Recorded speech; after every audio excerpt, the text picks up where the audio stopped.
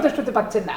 ওনারা প্রধানমন্ত্রী এখতিয়ার নিয়ে প্রশ্ন তুলছেন যে ওনার কথা উনি কেন বলবেন, যিনি যেটাতে উপস্থিত ছিলেন এবং প্রত্যক্ষদর্শী, আলোচনায় সবাই ওখানে ছিল, অতএব ওনার উত্তর উনি দিবে।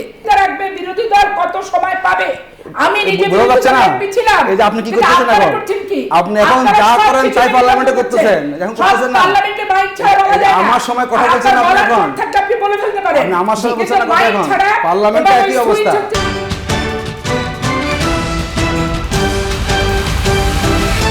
আমন্ত্রণ আপনাদের সবাইকে নতুন বাংলাদেশের আয়োজনে। দর্শক, আমি জান্নাতুল কলি আপনাদের সঙ্গে আছি। নতুন বাংলাদেশের আয়োজনের সমসাময়িক রাজনৈতিক নানা বিষয় নিয়ে আমরা আলোচনা করবার চেষ্টা করি। যারা রাজনীতির সাথে একদম ওতপ্রোতভাবে জড়িত, মূলত তারাই আসেন আমাদের এই আয়োজনে, কথা বলবার চেষ্টা করেন বিভিন্ন সমস্যা নিয়ে এবং সম্ভাবনা নিয়ে বাংলাদেশের।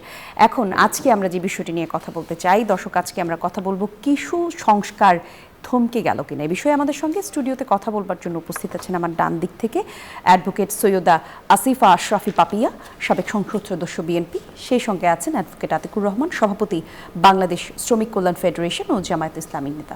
আমন্ত্রণ আপনাদের দুজনকেই নতুন বাংলাদেশের আয়োজনে। আজ নানা রকম বিষয়ে মূলত প্রাধান্য পাচ্ছে পত্রিকার পাতায়, তবে যে বিষয়টি নিয়ে আজকে আলোচনা করতে চাই, যেমনটি আজকে আমরা নাম রেখেছি এই ইস্যুতে, কি বিষয় নিয়ে কথা বলবো, সংস্কার কিছু থমকে গেল কিনা। অ্যাডভোকেট পাপিয়া, আপনাকে দিয়ে শুরু করতে চাই। মূলত সরকার বলছে কিছু সংস্কার নতুন করে চিন্তা করা হবে, কিছু সংস্কারের বিষয় নিয়ে, আবার অপোজিশনের পক্ষ থেকে বলা হচ্ছে যে জনগণের সাথে এক ধরনের প্রতারণা হচ্ছে।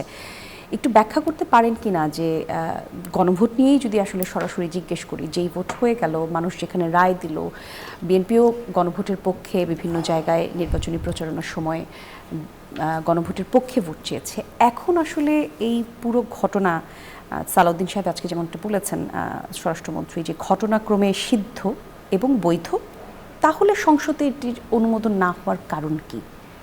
আচ্ছা, এইখানে আমি প্রথমে আপনি গুণক্ষম অর্ডিন্যান্সের কথাই হয়তো বলছেন না, এটা গণভোট নিয়ে কথা বলছি। আচ্ছা, গণভোটের যেটা ব্যাপার, গণভোটের ব্যাপারটা তো স্পষ্ট করে সংবিধান বিশেষজ্ঞ থেকে শুরু করে সংবিধানের সব কিছুই আলোচনা হয়েছে। এখন সাংবিধানিকভাবে আলোচনা হয়েছে যে এটা কোথায় হচ্ছে সীমাবদ্ধতা, কোথায় ত্রুটিপূর্ণ, আর কিভাবে করলে এটা আইনগতভাবে সংবিধানের ভিতর ধারাবাহিকতা হিসেবে আসবে, আর সংবিধান বহির্ভূত কিটা হবে।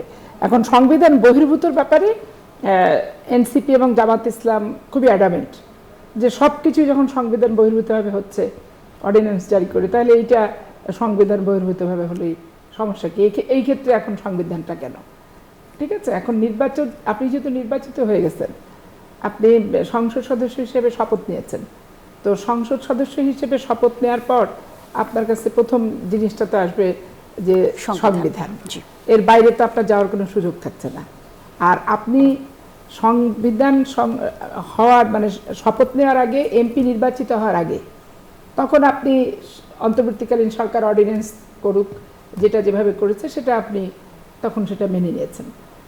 কি মানতে আমরা বাধ্য হয়েছি বলেন, কি মেনেছি, না মেনেও করার কিছু ছিল না, এরকম অনেক ব্যাপার আছে।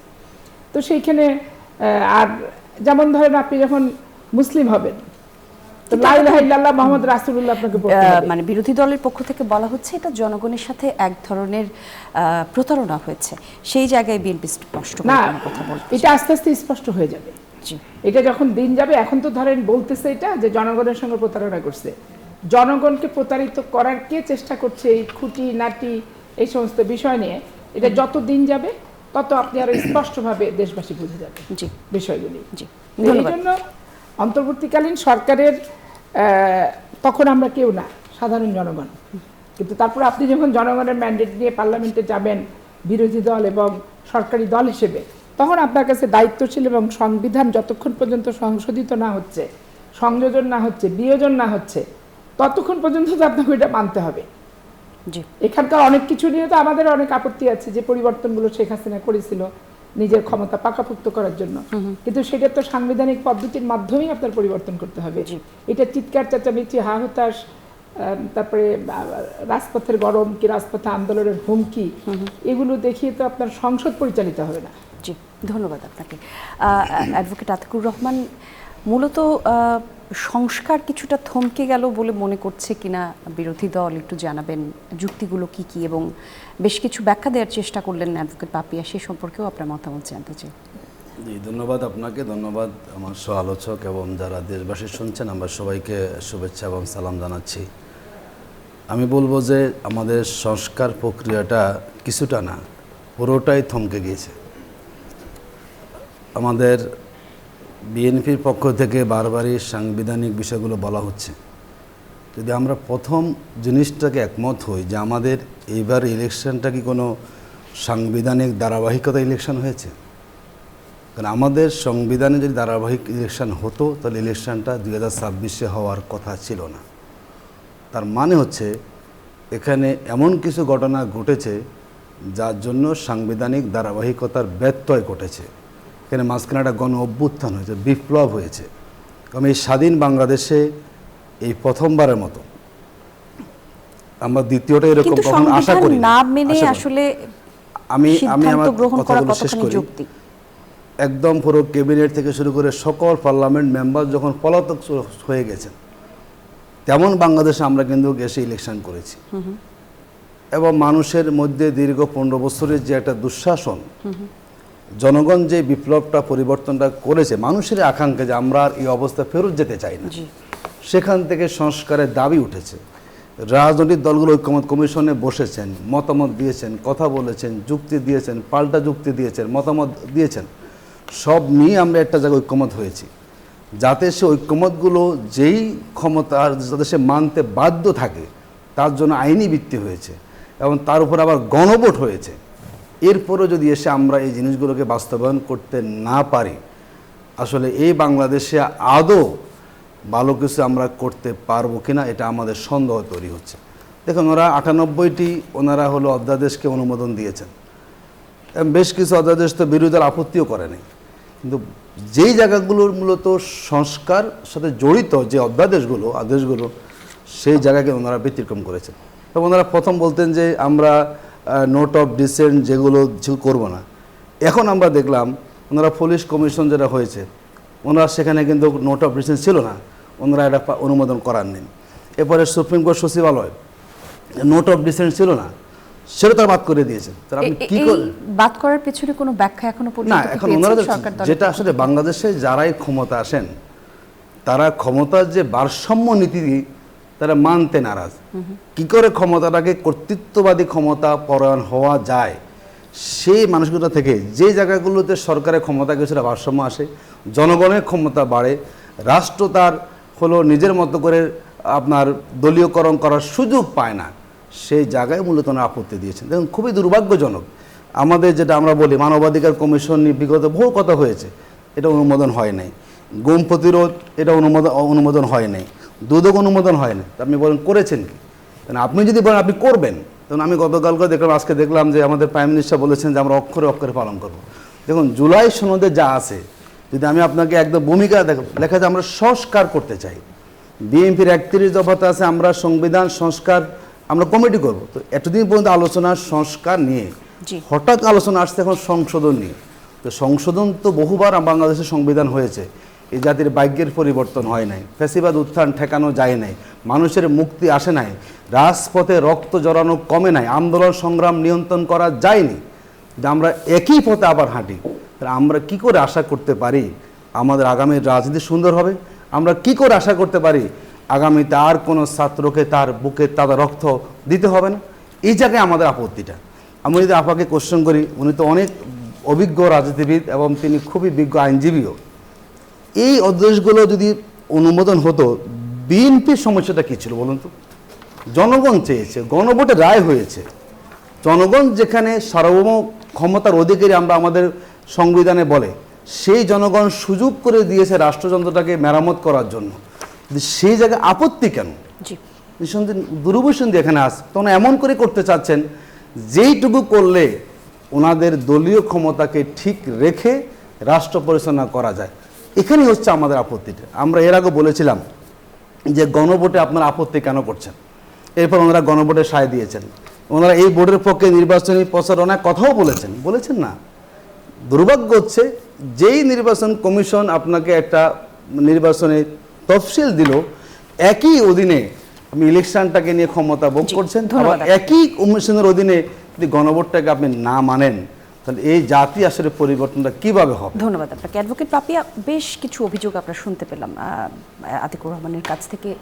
বিএনপিও আওয়ামী লীগের মতো ফ্যাসিবাদ দলে পরিণত হতে যাচ্ছে কিনা? কারণ আমরা দেখেছি আজকে নাহিদ ইসলাম বলেছেন সংস্কারের পথে প্রধান বাধা বিএনপি, আওয়ামী লীগের মতো তারা হতে চায়। রাজনৈতিক বক্তব্য তো এটি কিনা, নাকি আসলেই বাস্তবিক এই কথা? কারণ এর আগে আমরা কিছুদিন আগে দেখলাম যে একজন জামায়াতের নারী কর্মীকে ফেসবুকে স্ট্যাটাসের কারণে আটক করা হয়েছে, তারপর গুম খুন অধ্যাদেশ বাতিল, এখন সংস্কারের পথে বিএনপি বাধা। অর্থাৎ ক্ষমতা পাবার পর বিএনপিও কি ফ্যাসিবাদ হয়ে মানে দল হয়ে উঠছে কিনা? আচ্ছা, আমি বাইরের একটা কথা নিয়ে শুরু করছি যে ক্ষমতা ভোগ করছেন অথচ আপনি ইয়ে করতেছেন না, মানে সবাই যেটা ওনাদের সবাই যেটা বলতেছে সেটা শুনতেছেন না। আমরা ক্ষমতাসীন দল ভোগ করছি, আপনারা জীবনের প্রথম বাংলাদেশের ইতিহাসে প্রধান বিরোধী দল হিসেবে প্রথম আপনারা গেছেন। তা তো অবশ্যই, আমরা শুকরিয়া। ক্ষমতাসীন দল হিসেবেও গেছি, বিরোধী দল হিসেবেও আমরা গেছি। আবার 35 সিটের বিএনপি আমরা 2008 সালে পাতানো নির্বাচনে হয়েছি। তো এগুলো তো বাস্তবতা বা ঐতিহাসিক ব্যাপার, সত্য। তো এগুলো নিয়ে ক্ষমতার ভোগ করে ওনারা যে 15 দিন 14 দিন পার্লামেন্ট চলাতে যে পাগলটা হয়ে গেছে, এনাদের এই পাগলামিটা এবং পাগল হওয়াটাও ধীরে ধীরে একবার সাংবিধানিকভাবে বাড়িটা খাবে, খেয়ে দেখবেন এদের তখন আস্তে আস্তে কি বলে এরা দেখেন। কারণ এনাদের তো কথার পরিবর্তন করতে এনাদের কোনো সমস্যা নাই, এবং সাথে সাথে এরা স্ট্যান্ড চেঞ্জ করে ফেলে।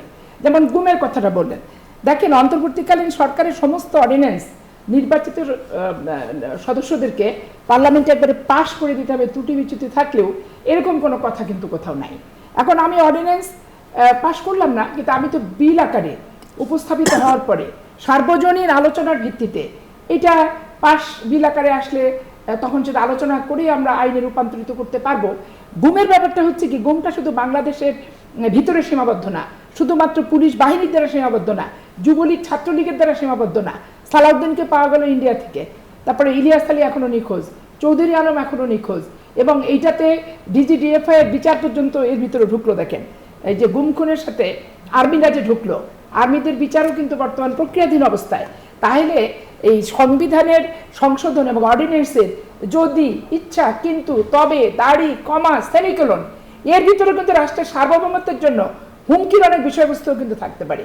তো সেগুলো বিষয়বস্তু পুঙ্খানুপুঙ্খরূপে বিশ্লেষণ না করে শুধুমাত্র স্ট্যান্ডবাজি করার জন্য এই মানলো না, চলো যাই, আন্দোলন করি, অনশন করি, জীবন দিই, রক্ত দিই, এই যে বিষয়গুলা, এগুলো একবারে তো প্রথম দিন থেকে আমি শুনতেছি জামাত ইসলামের মুখে একই কথা, চর্বিতে চর্বণ, যেখানে এগুলোর কোনো ভিত্তি নাই। বিএনপি দেখেন গুমের বিষয়টা বিল আকারে এটা উপস্থাপিত পার্লামেন্টে যেদিন হবে, সেদিন জামাত ইসলামের এই ভাইকে আমি বলবো যে আজকে এখানে বসে জাতির সামনে যে বক্তব্য আপনি দিলেন এবং আপনার দল দিল, এগুলো তখন উত্তরটা কি দিবেন? আপনি দেখেন এই যে ভদ্রমহিলার কথা আপনি বললেন, এই ভদ্রমহিলা, আমি তো অবাক হয়ে গেলাম যে আওয়ামী লীগ কি স্বৈরাচার আওয়ামী লীগ হিসেবে ডান দিকে ছিল, এখন বাম দিকে জামাত ইসলাম আওয়ামী লীগের উপর দিয়ে স্বৈরাচার। তার কারণ ওই ভদ্রমহিলা যে ফেসবুকে যেগুলো দিয়েছে, পরবর্তী পর্যায়ে সে কিন্তু পাবলিকলি স্বীকার করেছে যে আমি দিয়েছি, অত বেশি ভেবে দিইনি, অত গুরুত্ব সহকারে দিইনি। তিনি নিজের দলের সমালোচনাও করেছিলেন তার সেই লেখায়, প্রত্যেকটা জিনিস কিন্তু সে স্বীকার করেছে। দেখেন গঠনমূলক সমালোচনা তেল নিয়ে, ডক্টর ইউনূসকে নিয়ে, এগুলো নিয়ে সমস্যাটা না, কিন্তু আপনি যখন ব্যক্তিগতভাবে কাউকে নর্তকী বলবেন, একটা মেয়ে হয়ে ব্যক্তিগতভাবে ছেলে মেয়ে বাবাকে আর একটা অশোভন কথা বলবেন, এগুলো কিন্তু তখন পার্সোনালি অ্যাটাক করার অধিকার তথ্য প্রযুক্তি আইনি বলেন আর রাজনৈতিক শিষ্টাচারের ভিতরে কিন্তু পড়ে না। আমি অবাক হয়ে গেলাম যে মৌলানা রফিকুল ইসলাম সাহেব উল্লাপাড়ার যিনি নির্বাচিত হয়েছেন, উনি একবারে চিৎকার দিয়ে বক্তৃতা দিয়ে বলছে জামিন তো দিতেই হবে এবং এই 4টার ভিতরে মানে অফিস আওয়ারের ভিতরে মামলা প্রত্যাহার করতে হবে। এখন মামলা একটা ক্রিমিনাল অফেন্স যখন হয়, বেলেবল সেকশন হলে জামিন হবে, তারপরে এখন মামলা প্রত্যাহারের ব্যাপারটা দেখেন, নন বেলেবল সেকশন হলেও হালকা ধারার হলে হয়ে যায় জামিন, কিন্তু মামলা প্রত্যাহার, এই যে একবারে আঙুল তুলে যে 4টা অফিস আওয়ারের ভিতরে মামলা প্রত্যাহার, এটা তো শেখ হাসিনার যে চরম স্বৈরাচার। এই পার্লামেন্টের বিরোধী দলের যে আচরণ, তার কারণ একটা তদন্তকারী কর্মকর্তা তদন্ত করে যদি দেখে মানে যে এইটার সাথে জড়িত না অর্থাৎ জামায়াতের সেই কর্মীকে বিএনপির বা রাষ্ট্রের পক্ষ থেকে বিএনপির বিরুদ্ধে স্ট্যাটাস দেওয়ার কারণে উঠিয়ে নিয়ে যাওয়া স্বৈরাচারের কারণ ছিল না, ছিল জামাত যেভাবে করে তাদেরকে বলেছে 4টার মধ্যে ছেড়ে দিতে হবে, সেটা আপনারা মনে করছেন স্বৈরাচারী কায়দা না। আমি যদি আমার ফেসবুক থেকে যদি এরকম কিছু আসে এবং যেটা হ্যাক ছাড়া আমি যদি সরাসরি জড়িত হই, তা আমার ব্যাপার, আমি ধরেন মুখে এক কথা যেটা পাবলিকলি বললাম সেটা তো বললাম, কিন্তু আমি ফেসবুকে যখন লিখিত দিব এটা কিন্তু এভিডেন্স। যেমন ওনাদের জামাতের আমির মুখে অনেক কিছু আপনি দেখেছিলেন, সেই লেখাটা আপনি দেখেছিলেন? আমি অনেক টকশোতে সেই জায়গাটা পুরোপুরি দেখা হয়েছে, দেখছি আমি অনেক টকশো। সেখানে কিন্তু তিনি নিজের দলের সম্পর্কেও অভিযোগ করেছিলেন, নিজের দল নিয়েও কথা লিখেছিলেন, নিজের দল নিয়ে জামাতেরও অনেক দুর্বলতা রয়েছে, জামাত এই বিষয় নিয়ে কথা বলছে। নিজের দল নিয়ে কথা বললে সেটা তার দলীয় আভ্যন্তরীণ বিষয়, এটা তো আপনার বিষয় নাকি আমার বিষয়? একজন নাগরিক হিসেবে সে তাহলে সরকার দলের মানে আলাপ আলোচনা করতে পারে না? বাবা ছেলে যদি সিনেমা দেখতে যায় এটা নিয়ে মন্তব্য করা ওনার কি দায় আছে কোনো? একটা মেম্বার অফ পার্লামেন্টকে নর্তকী বলা, এটা কি নারী হিসেবে উনি কলঙ্কিত হয় না? ওনার মুখটা অশোভন হয় না? ওনার মুখটা অপবিত্র হয় না?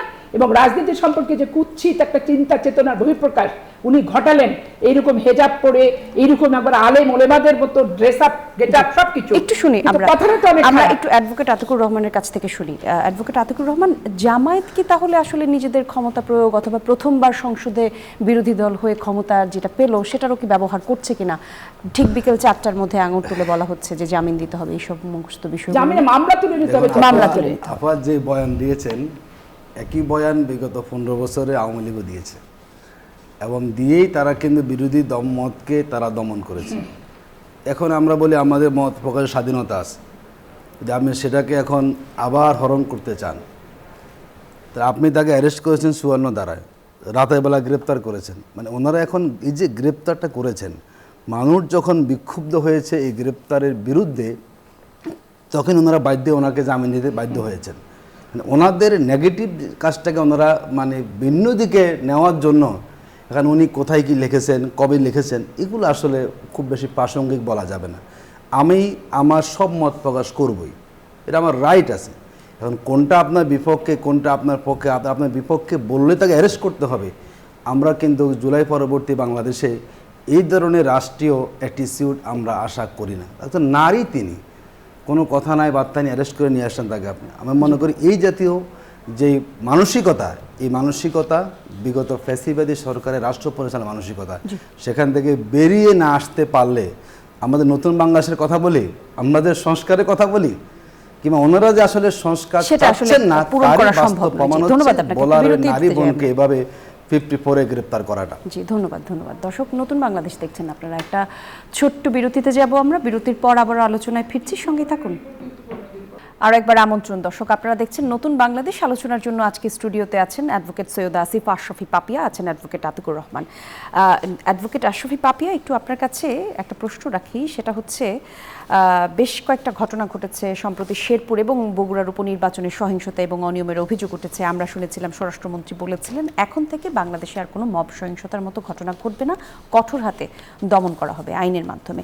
কুষ্টিয়ার মাজারে একটা হামলার মতো ঘটনা ঘটেছে। মব কালচার আবারও কেন বাড়ছে? সরকার কি আইন শৃঙ্খলা পরিস্থিতি নিয়ন্ত্রণে ব্যর্থ হচ্ছে কিনা?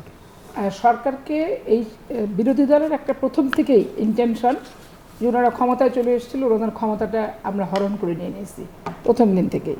এবং ওনাদের বিজয় সুনিশ্চিত বলে ওনাদের ডাক্তার শফিক সাহেব সব জায়গায় বক্তৃতা দেয়। এবং ওনাদের যতগুলো আমির ছিল, যতগুলো এমপি ক্যান্ডিডেট ছিলেন, আপনার নির্বাচন চলাকালীন সময়ে বিজয় সুনিশ্চিত তাদের একবার নিশ্চিত বিজয়। কিন্তু এখন নিশ্চিত ক্ষমতা তাদের, তো সবাই যদি বিজয় সুনিশ্চিত হয় তাহলে নিশ্চিত ক্ষমতা, তো নিশ্চিত ক্ষমতায় তারা যেতে না পারার কারণে তারা মনে করছে তাদের বিজয়টা ছিনিয়ে নেওয়া হচ্ছে। প্রথম দিন থেকে তারা কিভাবে বিএনপিকে একটা অকার্যকর রাষ্ট্র, অকার্যকর দল এবং শেখ হাসিনার দোসর তো তারা নিজেরা আওয়ামী লীগকে যোগদান করাচ্ছে, নিজেরা আওয়ামী লীগদেরকে পুনর্বাসন করছে।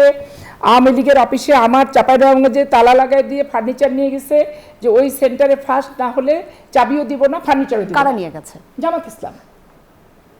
আপনি মানে দায়িত্ব নিয়ে বলছি ঝিলিম ইউনিয়নের একটা ওয়ার্ডে।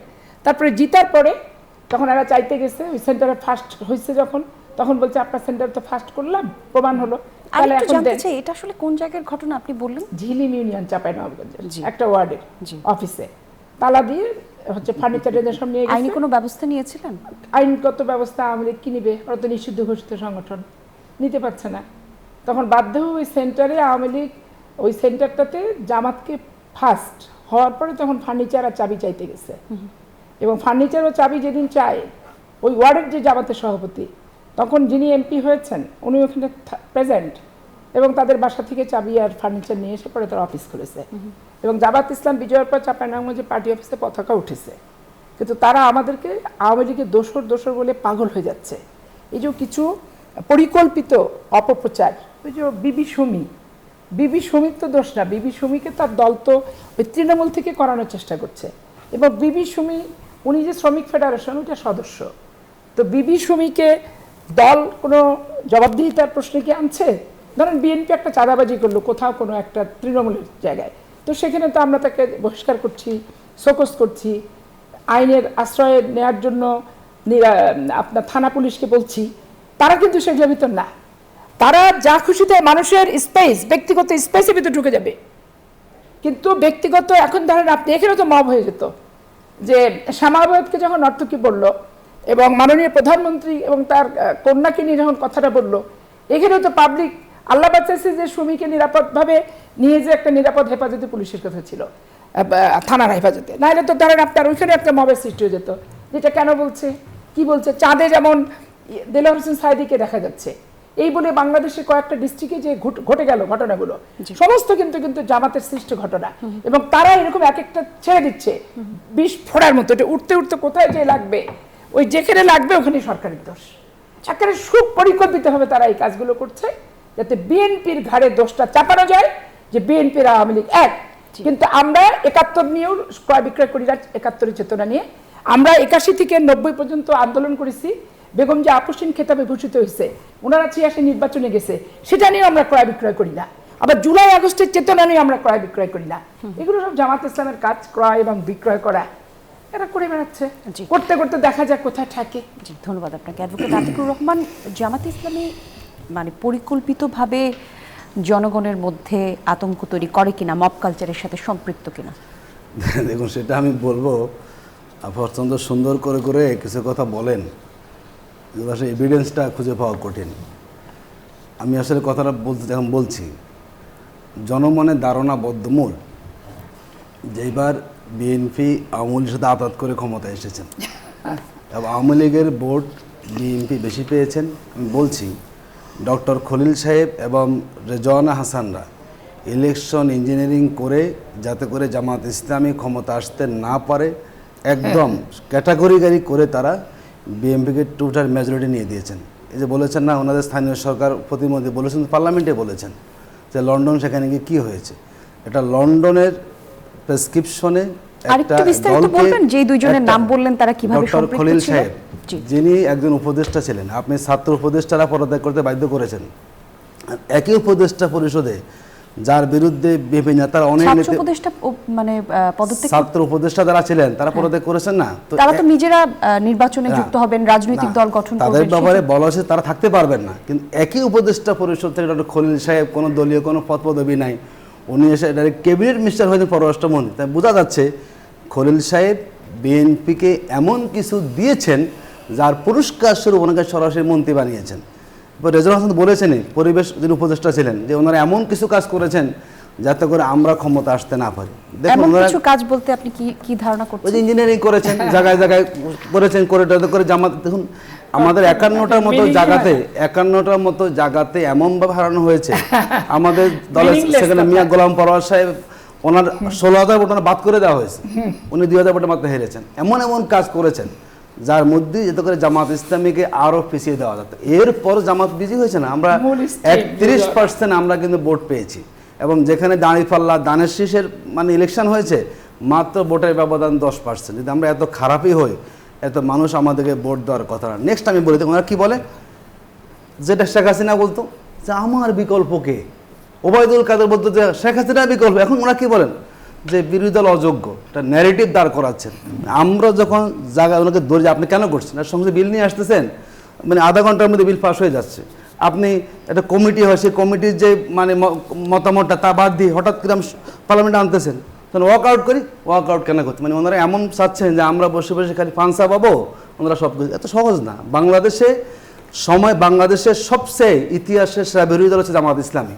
আমরা মনে যত দিন যাবে সরকারের কোনো অন্যায় সিদ্ধান্তকে আমরা আরও বলিষ্ঠভাবে ধরবো। আমরা কারোর সাথে আপোষ করব না, কেউ আমাদের টাকা দিয়ে কিনতেও পারবে না, এবং কেউ রক্তচক্ষু দেখিয়ে পার্লামেন্টে আমাদের যে আওয়াজ জনগণের পক্ষে, সে আওয়াজে কেউ থামাতে পারবে না, এটা মনে রাখবেন। আমরা তো মাত্র অল্প কদিন হলো, তো সামনের দিন যদি এভাবেই পার্লামেন্ট চলতে থাকে যে আমার 2/3 আছে মেজরিটি, আমি সব জুলাই সনদ সমঝোতার দলিল, যখন সেই দলিলটাকে আপনি আর মানতে চান না, আপনার 2/3 মেজরিটি আছে, আর আমরা পার্লামেন্টে বসে বসে যে হুজুর করব, এটি করার কোনো সুযোগ নেই। বরং আগামীর পার্লামেন্ট জনগণের পক্ষ হয়ে বিরোধী দল ভূমিকা রাখবে।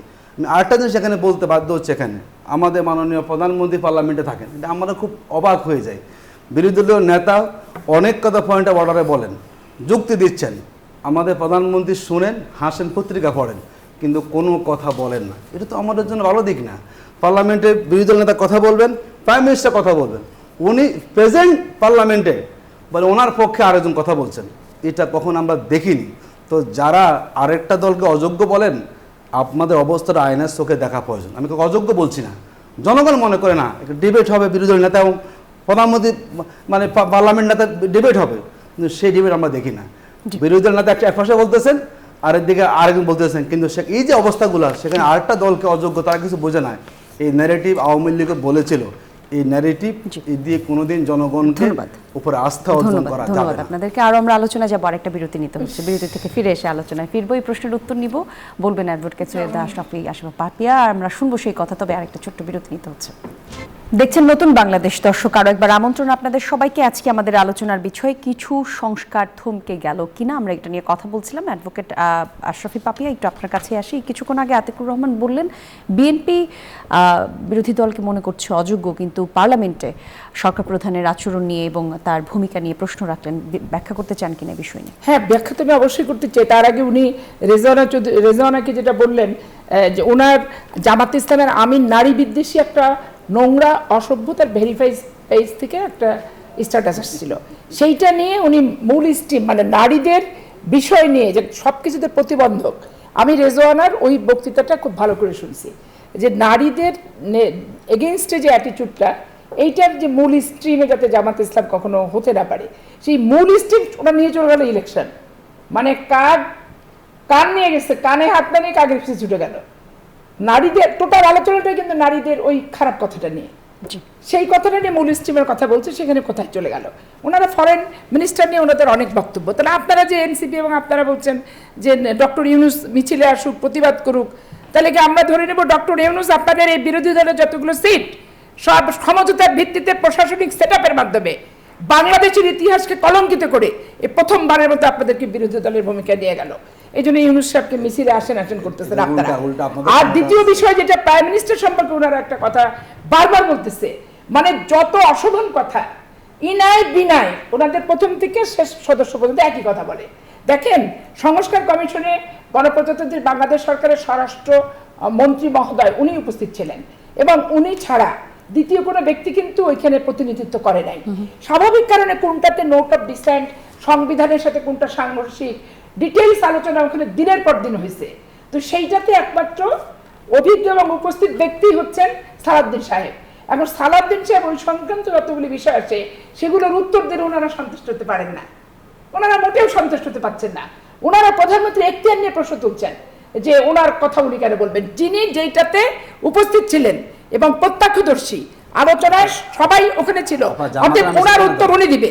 আর প্রধানমন্ত্রীকে যে প্রশ্ন উত্তর, প্রধানমন্ত্রীকে যে প্রশ্ন উত্তর পার্লামেন্টের করেন, গণপ্রজাতন্ত্রী বাংলাদেশের মাননীয় প্রধানমন্ত্রী তার প্রত্যেকটা প্রশ্ন উত্তর পারবে, উনি নিজেই প্রশ্নের উত্তরগুলো কিন্তু দেন। জি, ধন্যবাদ আপনাকে। একদম আর সময় বাকি নেই, মাত্র 30 সেকেন্ড। জামাতের আমির কমিশনে তো যদি জামাতের আমির যদি কথা বলতে পারেন না, জামাতের আমির বল কথা না, আপনারাও তো পণ্ডিত, প্রথম থেকে শেষ পর্যন্ত সবাই পণ্ডিত। আপনাদের প্রশিক্ষণ আছে, একই কথা সবাই মিলে হুক্কা হুয়া তো হুক্কা হুয়া, এটা হতে পারে আমাদের একসাথে এটা আপনাদের দলীয় ট্র্যাডিশন, ক্যাডার ভিত্তিক সংগঠনের সিস্টেম হচ্ছে এটা। আপনারা জামাতের আমির যা বলবে, আপনাদের রিকশা চালক, ইয়ানোদ্ধারী, বলো আমাদের চেইন অফ কমান্ড ঠিক আছে, আমরা সেই কথাটি বলবে। এই জন্য তো কিন্তু আমাদের জামাত আমি যদি রং কথা বলে ওই ইয়ারবধারী রিকশালাকে সে কথাটা বলতে হবে। এইটা চেইন অফ কমান্ড না, এটা চেইন অফ কমান্ড না। আপনাদের যে আমাকে বলতে দেন, আপনারা সবাই মিলে পরিকল্পিতভাবে ঘটনাগুলো ঘটাচ্ছেন। না না, আমরা খুব দায়িত্বশীল আচরণ করছি, বরং আপনারা জনগণের বাইরে যাচ্ছেন। ধৈর্য ধরে থাকাটা রীতিমতো আপনারা উৎকাচ্ছেন, না না, মোটেও না। এবং আপনারা উত্তেজিত করার চেষ্টা করছেন। বিএনপি জনগণের অভিপ্রায়ের বাইরে যাচ্ছে। ফাউল বিরোধী দল বলে প্রমাণিত হবে। আপনি আবার ভোট নেন, এখন পার্লামেন্টে ফেল করবেন।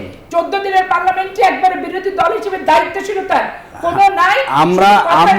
আমরা শতভাগ করেছি, বরং সরকারি দল গোজামল দিয়েছি, আশ্রয় দিয়েছে।